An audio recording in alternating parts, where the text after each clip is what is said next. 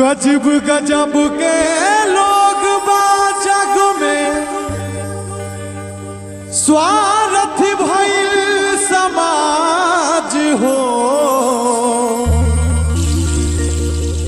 दुख में कहाँ बा केहू संगतिया।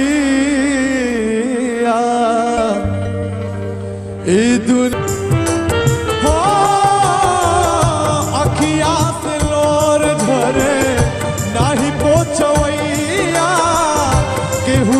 सहैया होला सितम के समय। धर्म कर्म रीति और रिश्ता नात छोड़ देला। धर्म कर्म रीति और रिश्ता नात छोड़ देला। जब समय होला कमजोर, जब समय होला कमजोर, हर कोई साथ छोड़ देला।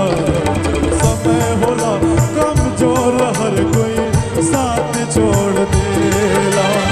हित परित हिताई मिताई जात छोड़ देला।